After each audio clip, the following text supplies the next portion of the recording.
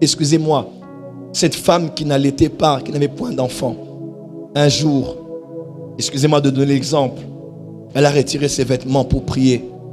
Elle a tenu sa poitrine pour dire à Dieu, pourquoi m'as-tu donné cela? Et ce n'est pas pour allaiter. Prière, de toutes les prières qui existent, je vous mets à défi, étudiez les Écritures. La supplication, c'est la prière de l'âme. Mon frère, ma soeur, être chrétien n'a pas retiré tes émotions, n'a pas retiré ta volonté et ton raisonnement. Il sonde les cœurs et les reins des hommes. Il ne sonde pas que ton esprit, il sonde aussi ton âme. Il veut que tu lui parles de tes besoins. On a souvent critiqué ces gens-là. Hein? Pourquoi la plupart des gens aiment ces chansons-là?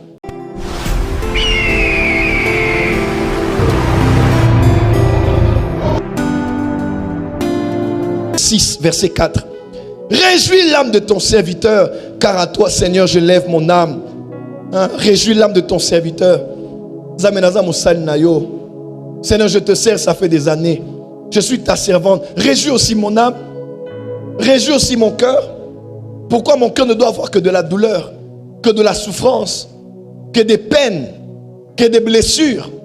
Chaque fois qu'il y a une relation, comme une sœur disait, Seigneur, j'ai entendu quelqu'un dire, des fois Dieu t'introduira dans la vie de quelqu'un, pas pour l'épouser, mais pour le préparer, ou la préparer à rencontrer l'homme de sa vie ou la femme de sa vie. C'était ta mission. Il dit, Seigneur, jusqu'à quand moi je ne serai là que pour former les hommes à être les meilleurs maris pour leurs futures femmes? Quelqu'un me comprend? Seigneur, est-ce que toi tu m'as destiné à être celle qui prépare les hommes à être des bons maris pour leurs futures femmes? Je dois y mettre mes émotions. Quelqu'un me comprend? Y mettre mes sentiments toujours. Et après, eux, ils vont se marier. Je les regarde se marier et c'est moi qui pleure toujours. Jusqu'à quand, Seigneur? Parce que c'est à toi que je lève mon âme. Oh, lève les deux mains, dis Seigneur, je lève mon âme devant toi. Lève les deux mains, dis Seigneur, je lève mon âme devant toi.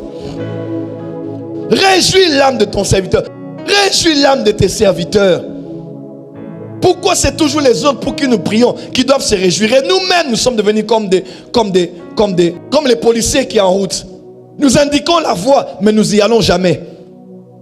Les gens viennent à nous, ils trouvent le mariage. Ils viennent à nous, ils trouvent la guérison. Ils viennent à nous, ils trouvent la direction. Mais nous-mêmes, nous sommes dans la confusion. Que Dieu réjouisse ton âme. Oh, tu n'as pas dit Amen. Je prie avec le Saint-Esprit que Dieu réjouisse ton âme. Les besoins que ton âme a là, que Dieu t'ait... Écoute-moi, l'esprit a des besoins, oui. Mais l'âme aussi a des besoins. L'âme aussi a besoin de se réjouir. Sur la terre des vivants, là, tu as besoin de te réjouir. Je ne parle pas de ton esprit. Oh, mon esprit tressaillissait de joie. C'est bien. Mais ton âme doit aussi tressaillir de joie.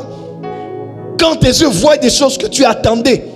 Quand tes oreilles entendent des nouvelles que tu attendais. Quand ta nourriture goûte des mets que tu désirais. Quand ton corps porte des vêtements et se retrouve dans des endroits auxquels tu aspirais, ton âme se réjouit. Que Dieu réjouisse ton âme. Ton âme n'est pas arrivé si je dis que Dieu réjouisse ton âme. Ainsi je vous ai dit, la supplication est la prière de l'âme, mais la prière en langue est la prière de l'esprit. Quand nous prions en langue, c'est l'esprit qui agit. Quand nous prions dans la supplication, c'est l'âme qui intervient. Écoutez-moi. La supplication est la seule prière qui exprime toute notre humanité devant la divinité. Comment? La supplication est la seule prière de toutes les prières qui existent. Je vous mets à défi, étudiez les Écritures. La supplication, bon, à part l'intercession, la supplication, en tout cas la première, la plus importante, la supplication est la seule, pour ne pas dire la première, prière qui exprime toute notre humanité devant sa majesté. Quand quelqu'un fait la supplication, il se présente comme un homme devant Dieu. Il exprime son humanité devant Dieu. Excusez-moi, cette femme qui n'allaitait pas, qui n'avait point d'enfant, un jour, excusez-moi de donner l'exemple, elle a retiré ses vêtements pour prier. Elle a tenu sa poitrine pour dire à Dieu, pourquoi m'as-tu donné cela? Et ce n'est pas pour allaiter des enfants. Frère, il y a des prières que tu ne fais pas tant que tu n'es pas dans la douleur. C'est la vérité. On en parlait avec le prophète Gratien. Des fois, nous qui disons toujours, les cantiques doivent être les cantiques spirituels, doivent être les cantiques qui exaltent nos esprits, qui entretiennent notre esprit. Des fois, quand on écoutait d'autres gens chanter, Zamenaza n'a pas, si Seigneur, je souffre, intervient. On a souvent critiqué ces gens-là. Hein? Mais pourquoi la plupart des gens aiment ces chansons-là? C'est pas parce qu'ils ne sont pas spirituels forcément, mais c'est parce que les gens souffrent. Des fois, ils ont besoin des chansons. Quand elles sont chantées, ils se disent, c'est comme si la personne-là a pris les paroles que j'avais en tête. On dirait qu'il veut même dire à Dieu, Seigneur, oublie ce que j'ai à te dire. Hein. Ce que j'ai à te dire, c'est les paroles de la chanson-là. Parce que tellement que les paroles de la chanson-là expriment ce que j'ai envie de te dire. Et des fois, tu mets juste play, tu dis, Seigneur, je ne dis rien, écoute. Ceux qui chantent là, c'est ma prière. Ceux qu'on répète là, c'est ma prière. Je me rappelle quand, avec notre maman, pendant 7 ans, on dormait, on se réveillait avec les Maya Lobo. Maya Lobo, c'est l'eau sucrée. On quittait Minza Ozone tous les jours. Minza Ozone. Je dis bien tous les jours pratiquement. Tous les jours, sans exagérer. Nous, on vivait à l'église. Minza Ozone, Dieu numéro 40, quartier Moussé, commune Ngalima, jusqu'à ma campagne. Je crois le soir, c'est numéro 4. Derrière l'église Saint-Luc, là où il y a l'érosion.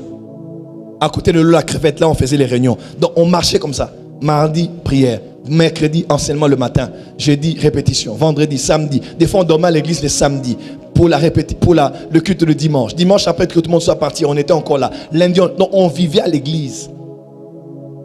Nous qui étions les enfants de l'ambassadeur, voiture, corps diplomatique.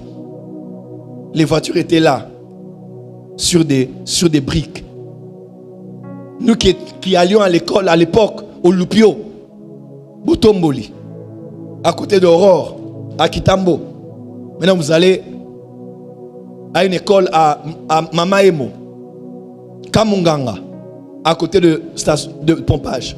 Et il faut marcher depuis aux zones, station zone là, jusqu'à Kamunganga. 30 minutes à pied, 35. Tu arrives à l'école, tu as déjà transpiré. Une fois, j'ai raconté l'histoire ici.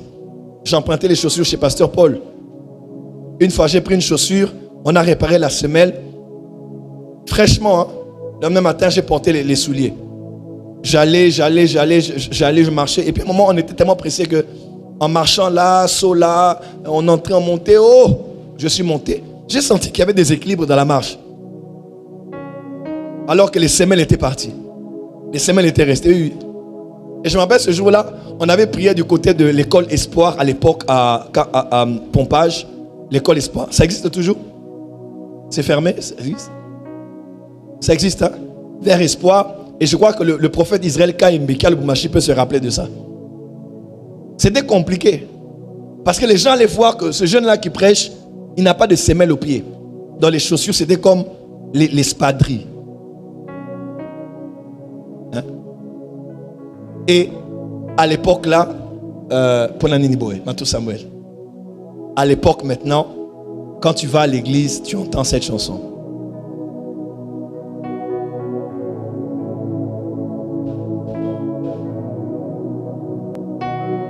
Papa ngai na ye, ngai na belemi, ngai na pusani, solo epai na yo.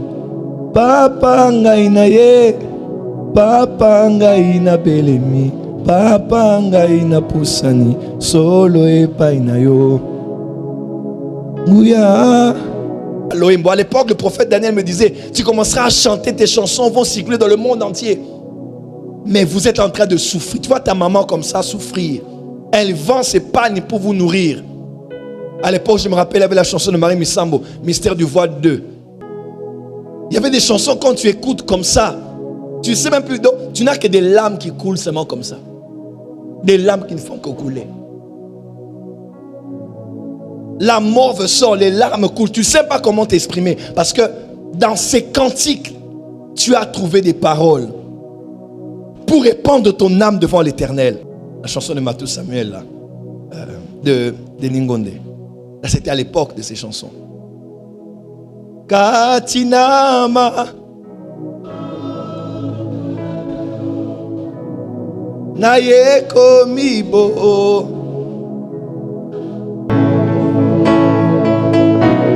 La supplication, c'est la prière de l'âme. Mon frère, ma soeur, être chrétien n'a pas retiré tes émotions. Être chrétien n'a pas retiré ta volonté. Être chrétien n'a pas retiré ton raisonnement. On a tellement tout spiritualisé avec les enseignements sur l'homme spirituel qu'on est devenu des spirités, des fantômes. On n'a même plus d'âme, même plus de cœur. Laisse-moi te dire, ton Père te connaît. Il sonde les cœurs et les reins des hommes. Il ne sonde pas que ton esprit, il sonde aussi ton âme. Il veut que tu lui parles de tes besoins, de tes faiblesses, de tes peurs, de tes combats. Si tu ne peux pas montrer ta peur aux hommes, tu peux au moins l'exprimer à Dieu. Et le Dieu qui te voit dans ta sincérité, un homme même a dit à Dieu, viens au secours de mon incrédulité. Je sais que je suis incrédule. Je ne sais pas faire autrement, mais aie pitié de moi parce que je suis incrédule.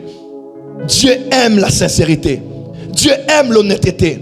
Il y a un moment où tu pries, tu déclares, tu confesses, tu prends ta position comme enfant de Dieu, tu réclames tes droits, tu imposes les lois. Mais il y a des moments où tu te répands devant Dieu, tu verses des larmes. Frère, dire à Dieu qu'on est pécheur n'est pas biblique parce que nous sommes nés de nouveau. Mais il y a des moments dans la vie, il y a des moments quand on invoque Dieu, tu te retrouveras en train de t'appeler pécheur devant Dieu. Pas parce que tu ne crois pas que Jésus a fait de toi un saint, mais parce que tu vois tellement les péchés que tu as commis que tu as besoin de sa miséricorde. On a tellement tout spiritualisé qu'on n'a plus le droit de dire certaines choses. Si je ne le dis pas en public, même devant mon Père, je vais répandre mon âme. Et Dieu ne me jugera pas pour ça.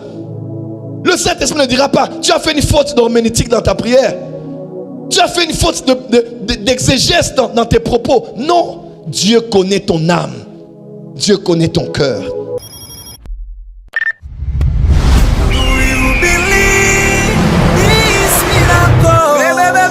Supernatural, dunamis power.